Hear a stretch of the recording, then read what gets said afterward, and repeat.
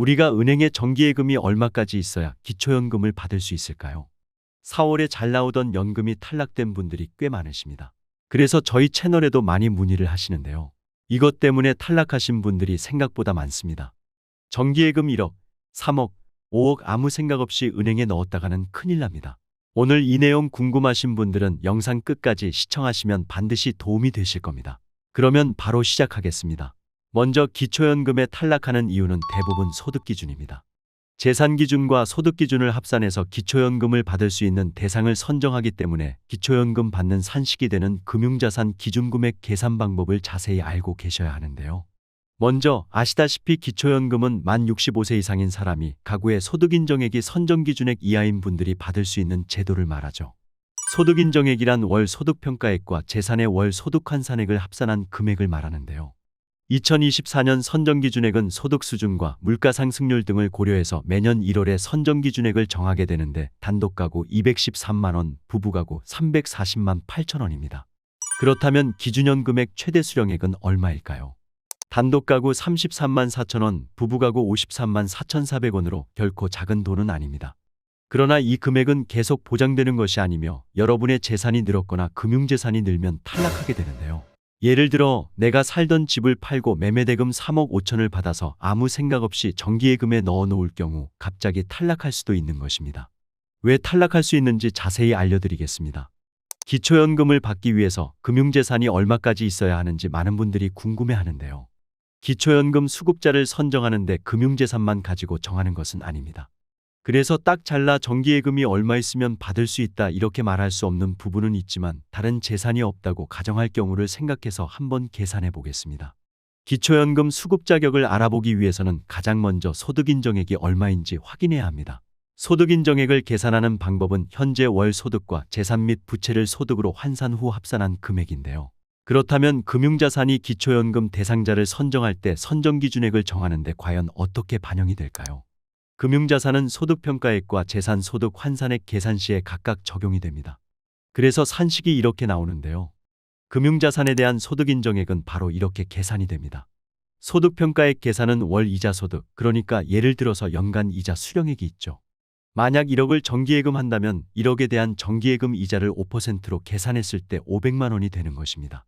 그리고 이자를 12개월로 나눈 후 4만 원을 빼주게 되는데요. 참고로 월 소득평가액을 계산할 때는 각 소득을 100% 반영하지 않고 각 소득별로 공제금액을 차감해서 계산합니다. 재산의 소득환산액은 금융재산에서 2천만 원을 빼준 다음 여기에 대해 4%를 계산해서 12로 나눠주게 됩니다. 그래서 금융자산 소득평가액 산식을 보면 소득평가액은 근로소득에서 110만 원을 제하고 여기 0.7을 곱한 다음 기타소득을 더해서 산출이 되는데요.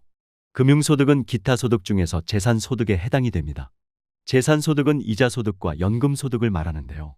여기서 이자소득은 예금, 적금, 주식, 채권의 이자와 배당 또는 할인에 의해서 발생하는 소득합산을 통틀어서 합산하는 겁니다.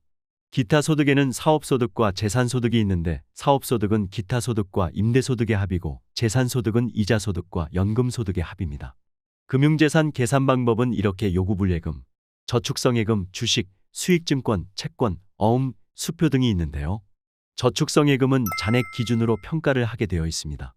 정기예금 같은 경우는 잔액 기준입니다. 그래서 금융재산 2천만 원 기본 공제를 하게 되는데요. 금융재산은 무조건 합산한 것이 아니라 부부 합산 2천만 원을 기본적으로 공제해 줍니다. 그래서 단순 금융재산만을 가지고 소득 환산액 공식을 이용해서 소득인정액을 계산해 보면 금융재산 정기예금 1억 원이 있다고 가정할 경우 소득인정액은 26만 원이 되는데요.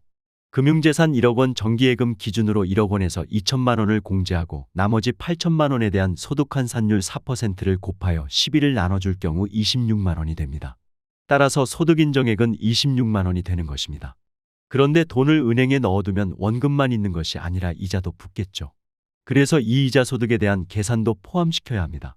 예를 들어 단독가구인 사람이 1억 원의 금융재산을 보유한 경우 소득인정액은 단순 계산해보면 예금이자 5% 적용 시 소득인정액은 63만 원이 나오는데요.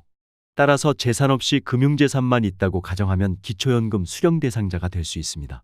그런데 금융자산 3억 원을 보유했다면 소득인정액이 214만 원이 되고 기초연금 수급 산정기준액 213만 원을 초과하게 되어서 이런 경우 기초연금을 수령할 수 없게 됩니다.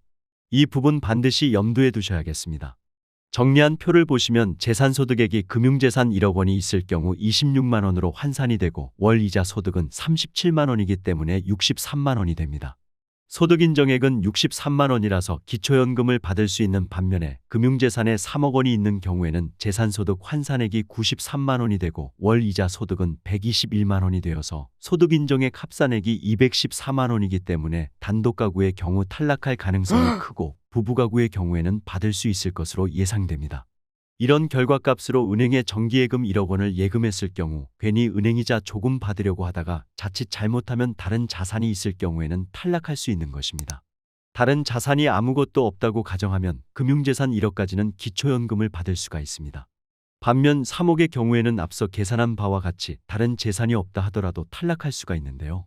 실제로 보건복지부 기초연금 사이트에 들어가시면 여러분이 직접 소득인정액 모의 계산을 해볼 수가 있습니다.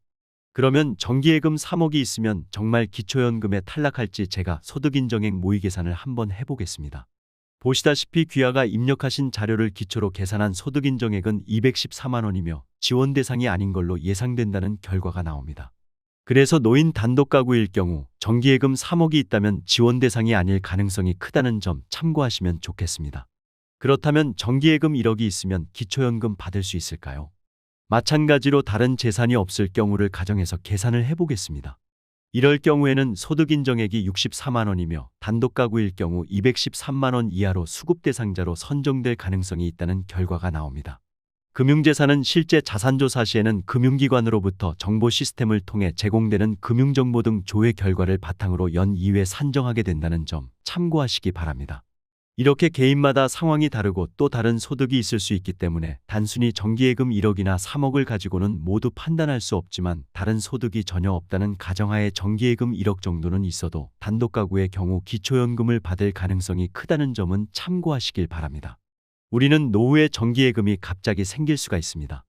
노후에 아무 생각 없이 전세금을 회수해서 통장에 넣어 놓을 수도 있고 또는 살고 있던 집을 처분해서 몇 억을 별 생각 없이 은행에 맡길 수도 있는데요.